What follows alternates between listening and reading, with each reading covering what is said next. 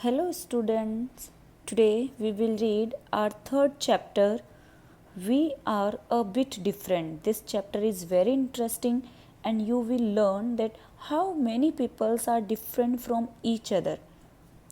If you are blindfolded and are asked to read your book, you can do so. Your answer will be no, but there are many such peoples in the world who are unable to see but they get education. Helen Keller also couldn't see, but she is renowned as an author. अगर कोई हमारी आंखों पे पट्टी बांध दे और हमें बोले बुक पढ़ने के लिए, तो क्या हम पढ़ सकते हैं? Of course not, we will say no, हम नहीं पढ़ सकते क्योंकि हमें दिखाई नहीं दे रहा. लेकिन इस दुनिया में, इस वर्ल्ड में ऐसे बहुत सारे लोग हैं जिनको दिखाई नहीं देते, लेकिन फिर भी उन लोगों ने एजुकेशन लिया, उन लोगों ने पढ़ाई की. उनमें से एक नाम आता है हमारे पास, Helen Keller. She is a very great author. इसको दिखाई नहीं देता था, लेकिन आज ये एक ग्रेट ऑथर के नाम से जानी जाती है. Discuss and tell. Those people who are unable to see, how would they have read books. सोचो कि जिन लोगों को दिखाई नहीं देता, अभी मैंने एग्जांपल दिया था ना कि कुछ लोगों को दिखाई नहीं देता फिर भी वो पढ़ रहे. जब उनको दिखाई नहीं देता फिर वो कैसे पढ़ते हैं? तो जिनको दिखाई नहीं देते उनके पढ़ने के लिए कुछ अलग सिस्टम होता है. Do this also. In a thick cloth bag, this is activity you can do at your home also. In a thick cloth bag, put some similar items as different pen, pencil, sketch, pen, etc. Ask one of your friend to put his hand in the bag and identify an items with his eyes closed. One by one, you will try to identify each items. ये activity सब बच्चे करेंगे अपने घर पे. एक bag लेंगे, उसके अंदर आपके पास जो भी चीज़ें हैं, पेन, पेंसिल, वो rubber, scale, what ever you have, you will put it in your bag. And अपने फैमिली मेम्बर से उनके आंखें बंद करके उनसे पूछना कि ये सारी चीज़ें क्या है.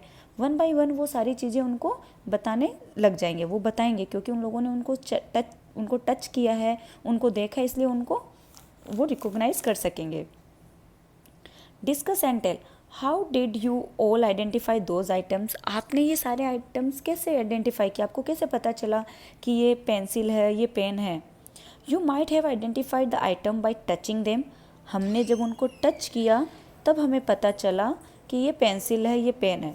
Those of our companions who are unable to see identify alphabets by touching them. Yes, this is important line कि जो हमारे कंपेनियन है, जिनको दिखाई नहीं देता, सेम वो भी अल्फ़ाबेट को टच करते हैं और फिर वो महसूस करते हैं कि ये कौन सा अल्फ़ाबेट है. Then with the help of particular system, एक पर्टिकुलर सिस्टम होता है. This system is called Braille system. एक ब्रेल सिस्टम होता है जिसके अंदर वो अल्फ़ाबेट को टच करते हैं और फिर उनको पता चलता है. और Braille language. Instruction for teacher. Discuss with children the important aspect of life, differently abled people and their sensitivity towards things. And now come on the braille script. I will show you. ये this is called braille script. braille script में क्या होता है? एक pencil होता है और एक बुक होता है. उसमें इस तरीके से छेद किए होते हैं. जब हम पेज टर्न करते हैं तो वो छेद बाहर की तरफ निकले होते हैं और उनको जब टच करते हैं तब पता चलता है हमें. तो this is called Braille script. इस तरीके से ये पूरी ABCD लिखी जाती है. जैसे देर आर 6 डॉट्स, 1 2 3 4 5 6. 6 डॉट में से जो 1 डॉट होती है वो A, 2 dot for B. For example ये सारे इस तरीके से होते हैं. In Braille system there are raised dot for every alphabet point. See them in the above picture. In this system, symbols of all the alphabets are prepared by 6 raised dot. I already told you कि 6 dots होती है, उसमें से एक dot को raise करना होता है तो अल्फ़ाबेट A होता है, B के लिए 2. A cardboard is placed on a wooden slate.